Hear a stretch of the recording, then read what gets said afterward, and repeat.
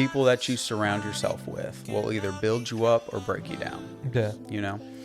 And it's so important to surround yourself with people who recognize the greatness in you and call it out of you. Yeah. You know what I mean? Yeah. Instead of being surrounded by negativity and people who don't pursue greatness or excellence alongside you, that really robs you of potential.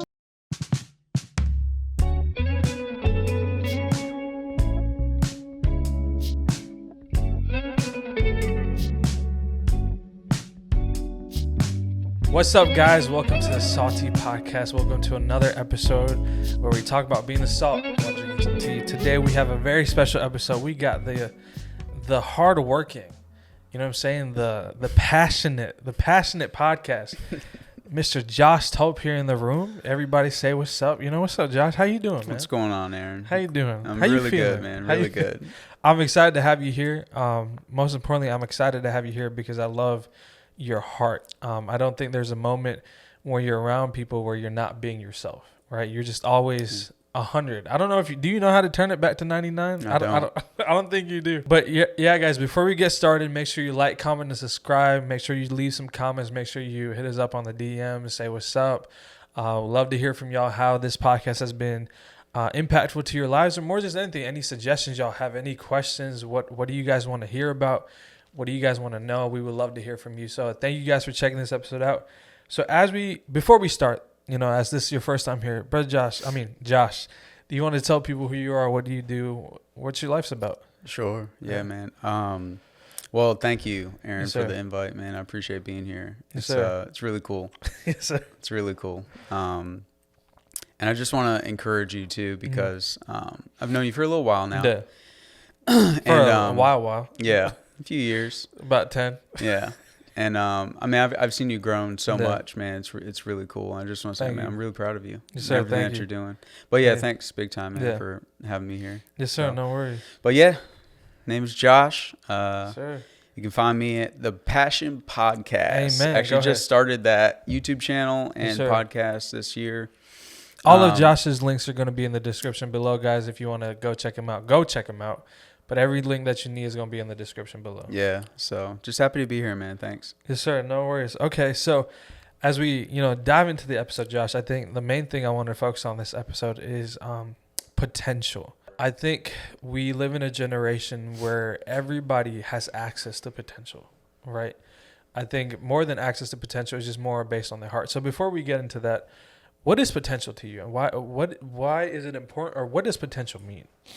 Yeah, so potential, I believe, is twofold. Mm-hmm. I think we have either realized potential or unrealized potential. Okay, that's good. And I think the difference is, for an individual, realized potential is what you are currently walking in, the purpose that you have in your life. Yep. The unrealized potential is what you don't know yet, but someone else may see it on you.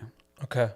Yeah, that's good. That's really good. I didn't also, when I thought about that question, I never thought about those two things, that there is two facets. It's where you're walking right now, but then where you can be walking. You're currently walking in the capacity that you're familiar with. Yeah. And that you believe that you know your limitations in. But then unrealized potential is very relational, because it takes someone else in your life to see it and call it out. And call you into that. Well, let's dive into that. Sure. How do you think someone can see potential in your life? Or how do you think, or what type of environment do people need to be in to where they can grow potential? You have to have people in your life that you trust. Yeah. You trust their voice. Yeah. You trust their input. Yeah. You trust and know that their heart for you is genuine and it's pure, and it's not one-sided. Yeah. It's not that they're trying to leverage anything for their personal gain, but they see something in you that, and it's a different heart that you can call them potential tappers carry. It takes a certain individual to see the greatness in you and to call it out, and to the possibility of you becoming greater even than me. Yeah. You know? Do you think potential has a lot to play on environment? It absolutely does. Yeah. It absolutely does, because the people that you surround yourself with will either build you up or break you down, Yeah. you know? And it's so important to living a fulfilling life Yeah. to surround yourself with people who recognize the greatness in you and call it out of you. Yeah. You know what I mean? Yeah. Instead of being surrounded by negativity and people Yeah. who don't pursue greatness or excellence Yeah. alongside you, that really robs you of potential. Yeah, I completely agree. And one thing I want to talk about is I really believe potential. The reason I think it's highly based on environment is because most of the time in life, people can only achieve what they have seen, right? Sure. Like what you see or what you experience kind of sets a limitation on what you even believe, right? Like, for example, for me, I used to think making it meant something. And then one day my mom had an order for a company or this person. And then when I went to their house, Brother Josh, it took 5 minutes to get to the gate to the house, right? It took a 5-minute drive, okay? To where they had deer on their land. They had like 3-4 houses. They had an airstrip. They had an ATV. And I was just like, that's what I'm talking about. Is this your house? You know what I'm saying? And I was just blown away because I was just like, yo, like, this is y'all's house. You know what I'm saying? Like, and they had a manager who would oversee the food at the house and just the cleaning and all this stuff. And they were there for, I think, the owner or whoever he was. It was his 11-year-old son's birthday. And that's where my mom was doing the party thing for. But then when I saw that, it changed my expectation of what it means to make it. Right. Yeah. So the potential of what I thought was making it, I was like, oh, I'm not even close. Of right. course, yeah. Because they had an airstrip in the backyard. And then I was just like, oh, until I saw that this was even possible, I didn't even think that should be something I should aim for. Absolutely. And so I think potential sometimes is, like you said, in environments, are you surrounded by people who are way ahead of you? Sure. You know what I'm saying? Yeah. To where you can see, I want to get there also. Not in like, of course, like a selfish or you're envious or anything, but it's like a genuine, like, you see the heights of the dreams. You see people who are successful. You see people who are at cloud 9 and you're just like, oh, like that is possible. Because I think sometimes when people are in poverty stricken places or environments where people aren't that well off, they think that's it, right? They think that's a limitation of their life. But when you dig into the scripture and when you dig into what God desires from us of being kings and queens, sitting in the right hand of with him and all these things of who he's called us to be, it opens up the limelight of what do I actually expect in life? Sure. Yeah. Like, am I expecting just to get by or am I expecting to be royalty? Yeah. Right? Well, let me ask you this question. Potential realized. Yeah. Does it just come from external factors, environment, Yeah. or can it come from internal? That's a really good question. Because let's bring the God factor into it.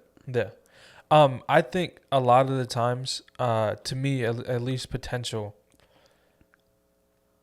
I think to see potential, you have to, like, for example, I think you have to be in an elevated position to see potential, right? Okay.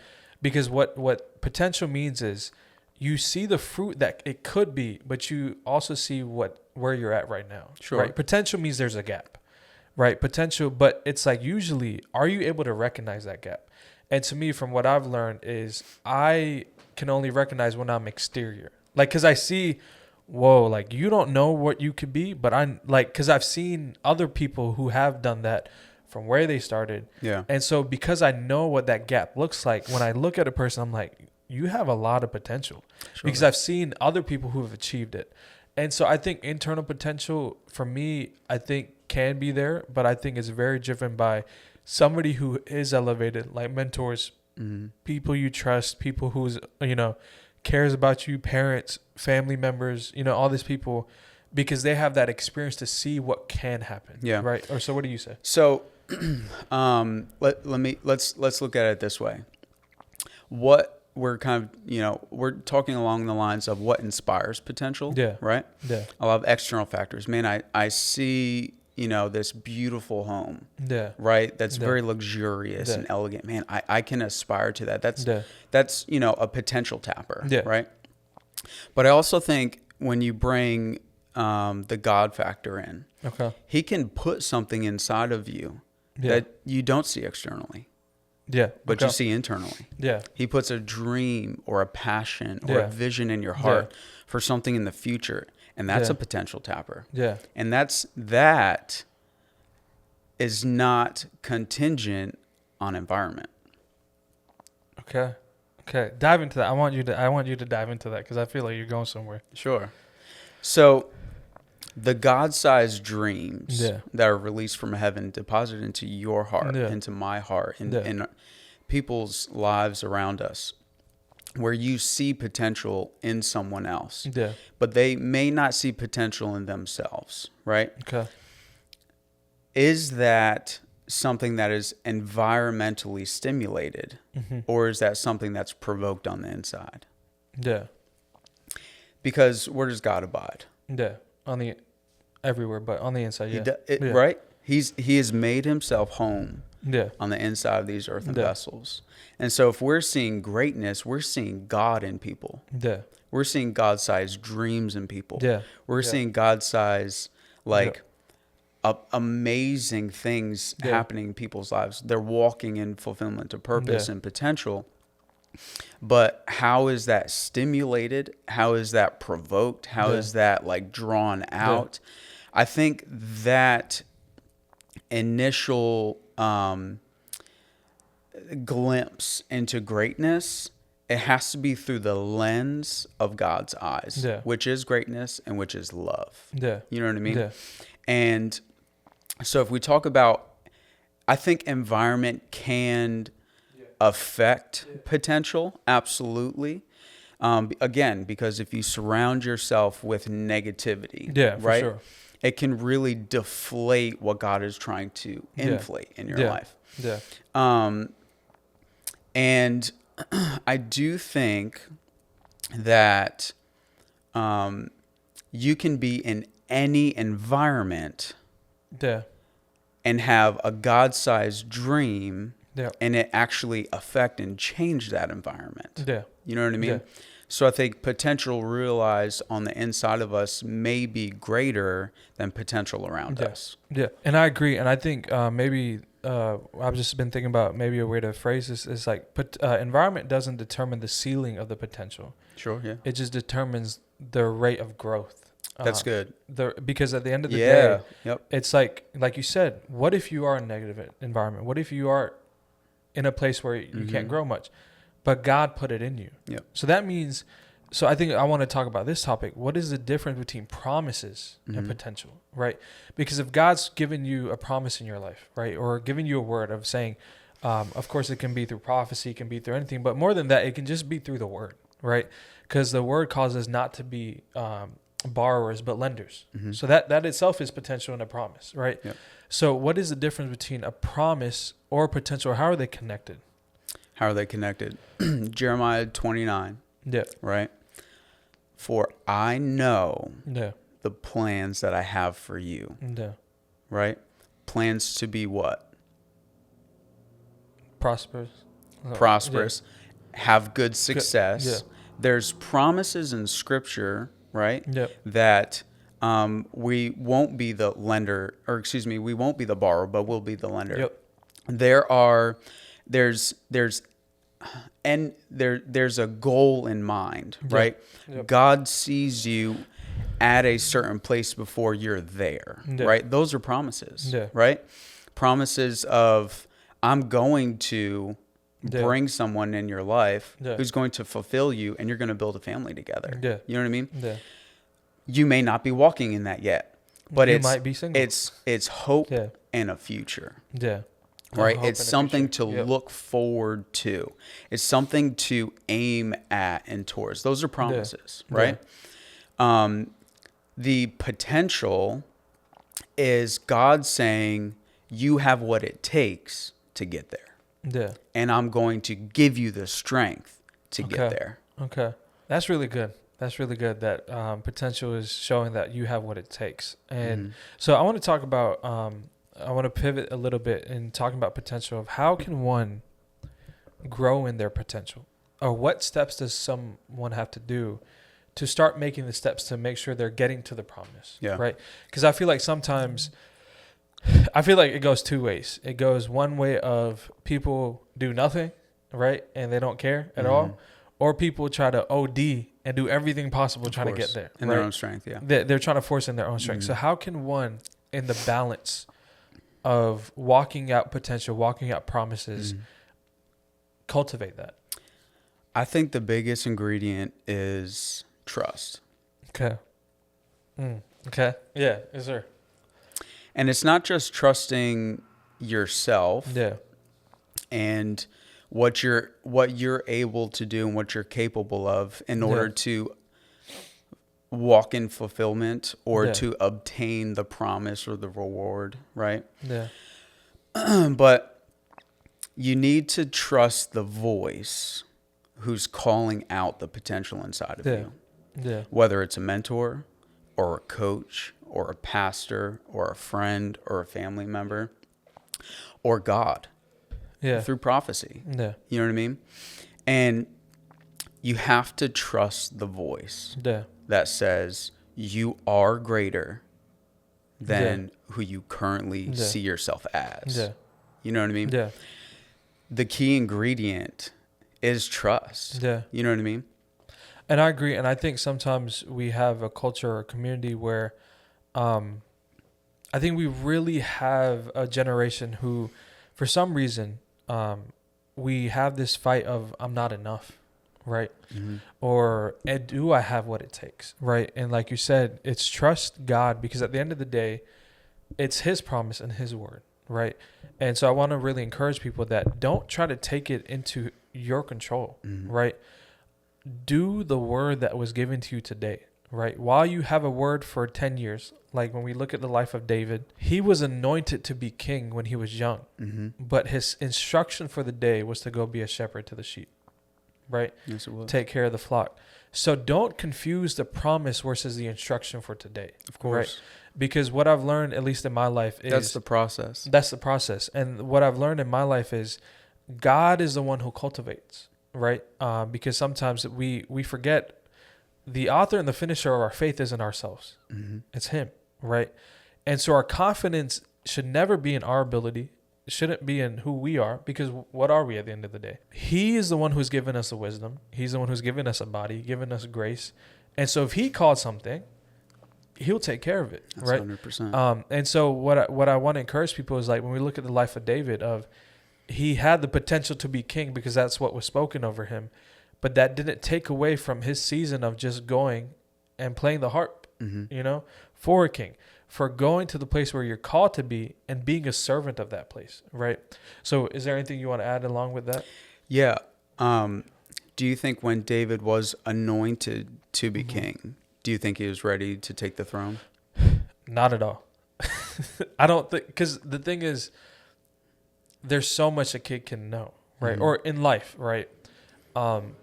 Every season is purposeful. Every season has impact. While, yes, you're called for, level number 10, until you get past 5, 6, 7, 8, 9, you can't. So the thing is, I think this is where we confuse things. I think in life, God isn't just trying to make us go to level 10. He's trying to build us to where we can not just get to level 10, but exceed past that. Of course. Right? To where it's sometimes when we have promises or, the same thing. Like, it's like David's anointed to be king. I want to be king right now. No, you don't. You don't know what it means to run a country. You don't know what it means to the weight, to be the warrior, to be the strongest man there, to take care of everything. And that has to be built up, because God just doesn't want you to get there. He wants you to excel there, right? So if you rush the process, right? If you throw a baby in college, it's a baby, right? Yeah. Or what do you say? I've never heard a dad speak to their children, their son or daughter, and say, "I can't wait for you to get older." Yeah, you're right. You're right. They just love their kid for who they are in that moment, in that stage, in that phase of growth, in that what they're learning. You know what I mean? Yes, sir. And that's God's heart. That's Father's heart towards us. You know what I mean? so many times we're anxious to get to level 10, like you said, you know what I mean? Or to get to the throne. God's called me to be great. Yes, he has called you to be great, but you're great right now. And I think that is one of the hang-ups is not knowing how to be content in the place and the space and the process that God is bringing us through to the promise, right? He's unlocked potential because he's anointed David as king, as a shepherd boy. He's given you a prophetic word and say, you're called to this, right? But don't despise the process because the process prepares you for the promise. You know what I mean? You're speaking. I just want to say I'm a bit blown away just right now, just on what you said. That was crazy good. And so I think to end off the episode, just wanted to ask the last question. So as we talk about potential, we talk about promise, we talk about all this. What is the thing people should focus on, right? What should be their main focus on getting to the potential or achieving where they're called to be? What do you think the focus should be on? I think there needs to be a balance, right? Do we hyper focus on the promise, right? And forfeit the process? No. Right? Do we get so focused on the moment that we forget the why, which is the promise? Or do we just hang on to the potential that's unlocked on the inside of us and we don't go anywhere from there? You know what I mean? I think there has to be a healthy balance between all of it. But I think the biggest